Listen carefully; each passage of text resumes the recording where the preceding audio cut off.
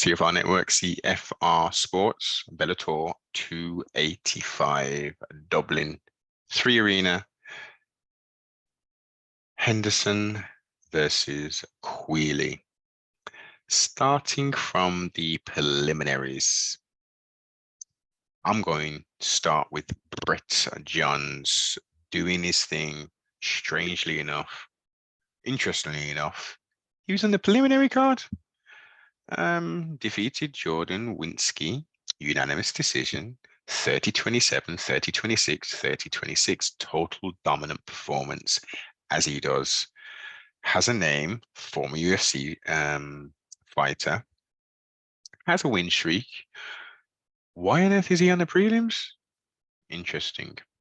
What's next for him? I think he should most definitely, and I'm sure there was some talk about like what I'm mentioning here, like why on earth is he on the prelims and stuff. Maybe not showing a lot of love to the old Welshman. Let's see how this situation unfolds, but clear dominance there. What's next fight-wise for him? I mean, we got to be talking another. I mean, press scrum. Someone asked the same question, like, you know, what's going on with Brett Johns and stuff, you know.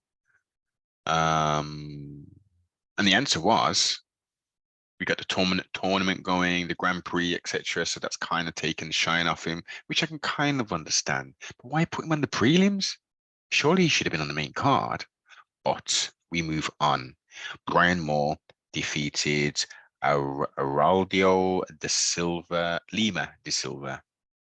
And that was a good fight. Nice back and forth. But Brian Moore was putting in some work, man. Landing some heavy blows. Full breadth of mixed martial arts was displayed in that particular fight. Karl Moore, the Battle of the Karls, defeated Karl Albrektsson. Submission, rear naked choke. 3 minutes and 36 seconds into the second round. It was good. It was slick. It was tight. So the Battle of the Karls with the K, not the C. The Moore won. The Moore with an E won. Interesting. Nice way to kick off the main card. Ciaran Clarke defeated Rafael Hudson by submission, rear naked choke. A lot of rear naked chokes on this card. As we pause, wasn't necessarily impressed with the overall production value of Dublin 285. Mics were going out, they were filming from outside and not showing, like, you know, as they normally do, the interaction between the coaches and the fighters after the fight. It was weird. It was strange. Was that a BT thing? I mean, a BBC Three thing, a BBC Sports, I should say, and get my. See, you can't even keep track. What? Actually, wait a minute. Is it B? Who has the rights for Bellator now? Is it? I'm sure it's Channel 4 now, actually, isn't it? Channel 4. Channel 4 Sports. What? Oh, could that be PFL? It's so confusing. I think it might be BBC. I'm sure I watched it on BBC. But anyway, okay. Yeah, disappointed. BBC, whoever was the production engineer or whoever takes care of that, the producer of the live event, get it sorted out. Wasn't the best. And they said that they had an extra fight. I thought the card itself was short. Yes. Pedro Carvalho defeated Mads Burns. Again, a nice display of mixed martial arts, grappling, striking, control. I don't recall submission attempts, but it was Pedro was landing some heavy blows, man. Some heavy blows. A very dominant performance. 30-27, 29-28, and 29-28. It was competitive. It was definitely competitive. Here's a strange one. Leah McCourt defeated Dayana Silva by unanimous decision 29-28, which denotes close, 30-27, which doesn't denote close, and 30-27, which again does not denote close. I'm wondering if I'm hypothesizing.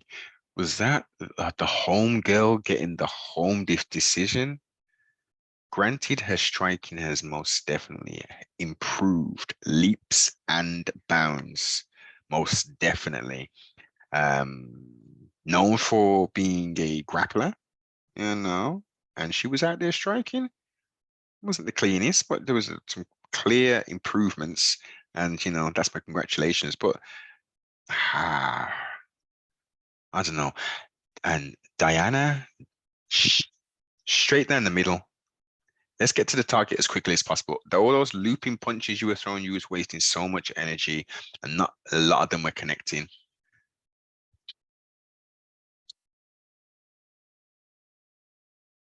It was interesting. It was interesting. Congratulations on the win. I personally don't think you won that match, but it's all good. We move on. As I say, those looping punches, yeah, tighten up your stuff, man, because I think she's a more of a striker as well. And she was definitely throwing for the whole something, man, but yeah. And I don't understand why that was so close to the co-main event. That could have maybe opened up the card or something, the main card, but yeah. Yoel Romero defeated Melvin Manhoef by nasty ground and pound. 3 elbows, 2 landed flush. The first one knocked him clean out. Wasn't the most entertaining fight. Both up there in age.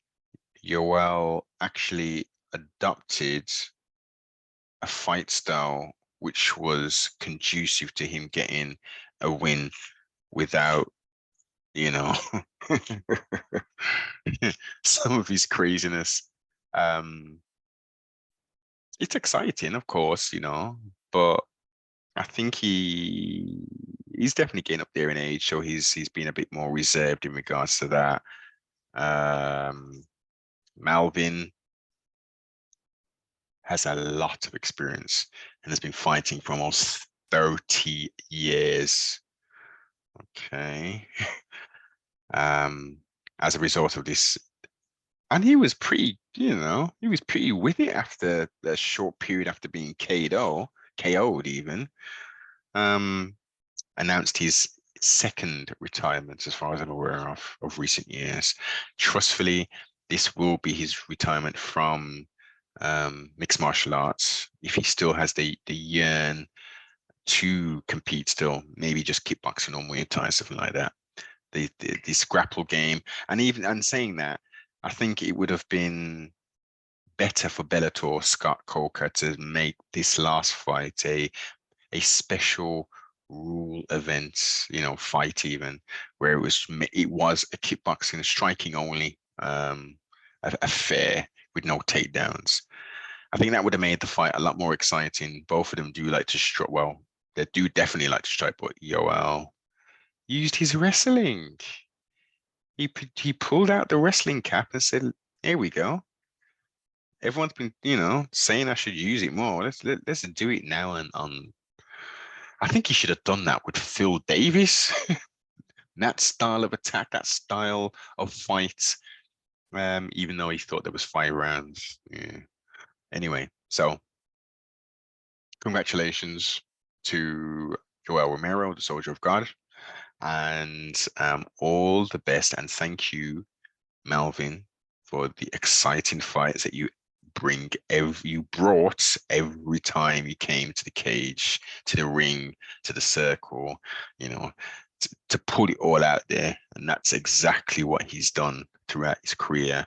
There's been no ducking. There's no, he was undersized as well, in my opinion, for this. But it is what it is. He even said he didn't want no like journeyman or no easy fight. He wanted the toughest person for his last fight, and I can understand. It would have been nice for him to finish off his career with a win, but that's the nature of the game, and that's the competitor that he is. So all the best, man. Salute, and thank you again for the entertainment that you provided for these plethora of years. Some of the new boots won't necessarily appreciate the work you put in, so just go back and watch in full some of the older fights, and just peep some of the highlights, man. Some of them combinations, and you always used to finish them off with that low leg kick. Yeah. Salute.